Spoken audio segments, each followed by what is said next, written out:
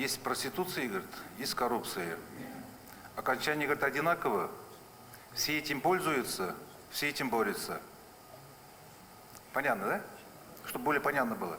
Вот поэтому на сегодняшний день коррупция, она действительно во всех сферах. Как отмечают эксперты, борьба с коррупцией – сложный многогранный процесс. Чтобы минимизировать это явление, нужен целый набор превентивных мер. Так в республике уже много лет действует антикоррупционная комиссия. Ее экспертные проверки выявляют нарушения в различных сферах и учреждениях. Так еще в 90-е от аффилированных фирм присосок очистили КАМАЗ. Помните, наверное, да, вот эти времена?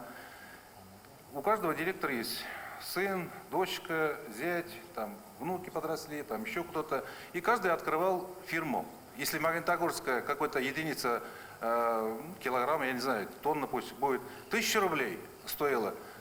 Пока он заходит в КАМАЗ, она стоила 10 тысяч. Всех вот эти фирмы присоски тогда вот называли. Их отшили, кого-то привлекли, где-то чего-то как-то. И после этого многие руководители сами ушли, пока не посадили, наверное.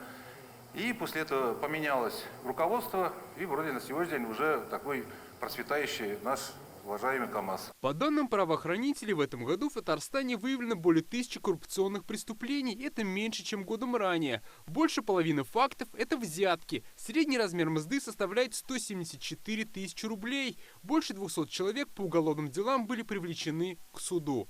Последние примеры – это, например, связаны в том числе, например, по Алькеевскому муниципальному району, когда там был конфликт интересов, когда у нас некоторые люди, путая свой карман с другим, с государственным, да, и были выявлены факты выделения земельных участков для ближайших родственников, в частности, и потом на основании этих выписок из хозяйственных книг были в собственность оформлены земельные участки. На сегодняшний день информация передана у нас в правоохранительные органы и решается вопрос о возбуждении уголовного дела. По-прежнему наиболее подверженными коррупции остаются сферы образования и здравоохранения. И как сегодня рассказали на форуме, этому есть объяснение.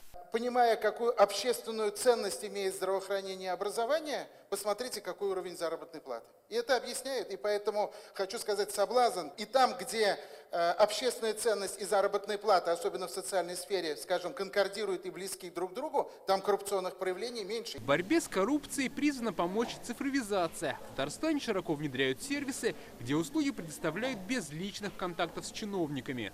Все области образования проходят систему цифровизации, все происходит в цифровой вид, это приемы в первые классы, и в детские сады, и поступление в колледжи и вузы.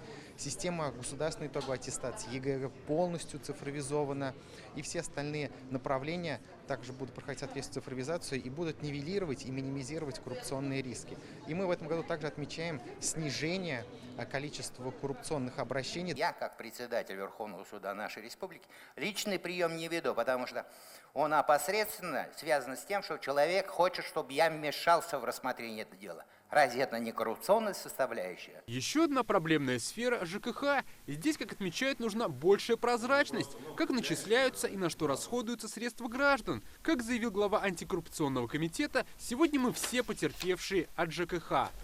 Прием граждан проводим вместе с вами, да? Больше всего обращается опять вот.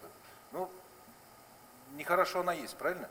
26 вот тысяч вот обращений. Нехорошо. Конечно, вот только с этим обращением работать. Проблема в этой сфере есть она. Мы все потерпевшие, еще раз говорю, в этой сфере. Если жильцов собрали, то, конечно, должны отчитаться, на что потратили. Ну и не просто отчитаться, чтобы эти расходы были правильными, и прозрачными, и правильными. Потому что на самом деле это самочувствие людей.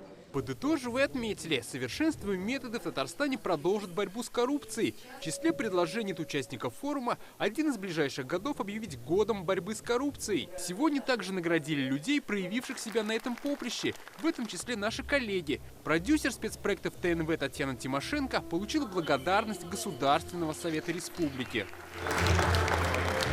Также корреспонденты Диляра Юсупова и Рания Абдрахманова стали лауреатами антикоррупционного конкурса журналистских работ. У девушек 1 и 2 место. Дмитрий Айринин, Рамзиль Гарипов, ТНВ, Казань.